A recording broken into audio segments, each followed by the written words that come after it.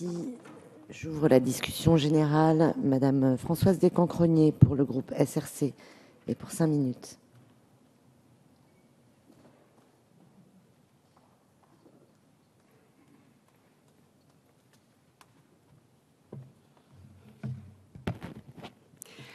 Madame la Présidente, Monsieur le Ministre, Monsieur le rapporteur, mes chers collègues, la proposition de loi qui nous est soumise aujourd'hui et à notre examen est particulièrement attendue des élus locaux.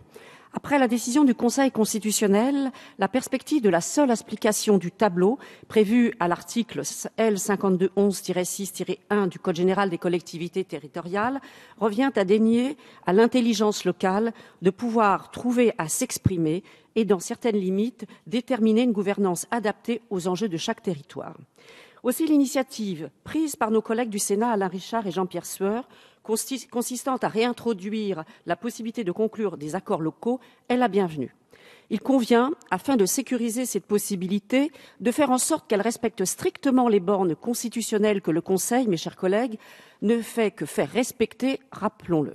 Il est là inutile de fustiger je ne sais quel gouvernement des juges, comme nous avons pu l'entendre dans une autre assemblée. Cela reviendrait à renier les règles que nous nous sommes nous-mêmes fixées et que le Conseil ne fait là que nous rappeler.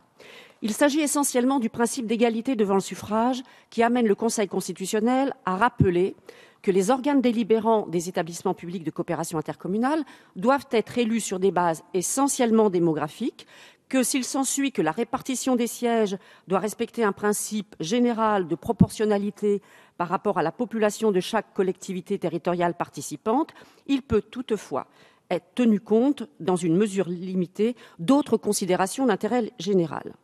Ces éléments à l'esprit, la version de la proposition de loi telle qu'issue de la commission des lois nous paraît atteindre un point d'équilibre adapté puisqu'elle conjugue la nécessaire possibilité d'une liberté de choix locale avec l'indispensable respect de nos principes juridiques. Les amendements fort justement introduits en commission à l'initiative de son rapporteur, notre collègue Olivier Dussopt, sont venus renforcer la prépondérance dans la répartition des sièges du principe de représentation démographique, ce qui a pour effet de sécuriser davantage le dispositif que ne le permettait le texte sénatorial. Ces principes ont même été étendus au scénario de répartition des sièges hors accord local, c'est-à-dire selon le tableau majoré de 10%, tel que le prévoit l'article L. 5211-6-1 du Code général des collectivités territoriales. Le texte, tel qu'issu de la commission des lois, prévoit en outre explicitement le scénario d'une annulation juridictionnelle d'un accord local et permet aux territoires concernés de pouvoir bénéficier du nouveau dispositif. Enfin, cette version prévoit clairement le cas des EPCI qui devraient procéder à une nouvelle répartition des sièges en cas d'élection partielle organisée dans une commune au cours du mandat actuel. Un délai de 2 mois est ouvert pour permettre qu'un accord local soit adopté, permettant ainsi que le nombre des sièges communautaires pour la commune concernée soit connu avant la tenue des élections. Ces évolutions positives et de nature à sécuriser le texte nous ont amenés à adopter la proposition de loi en commission. Les 2 amendements proposés par le gouvernement, s'inscrivant dans la même démarche, sont les bienvenus du point de vue du groupe socialiste, républicain et citoyen, en cela qu'ils clarifient pour le premier le caractère obligatoire de la recomposition de la gouvernance communautaire dans le cas d'un renouvellement intégral ou partiel du conseil municipal d'une commune membre, et pour le deuxième, qu'il vient permettre aux différents groupes présents dans les conseils municipaux de concourir à l'élection des conseillers communautaires supplémentaires en cas de recomposition des conseils communautaires entraînant pour une ville un surcroît de sièges.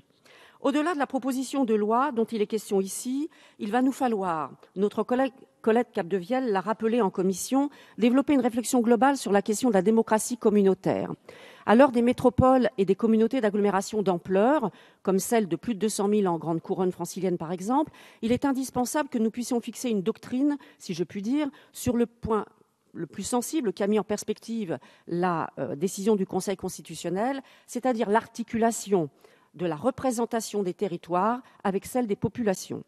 Le projet de loi portant nouvelle organisation territoriale avec l'introduction du seuil de 20 000 habitants pour les établissements publics de coopération intercommunale peut être l'occasion pour la représentation nationale de faire avancer cette réflexion.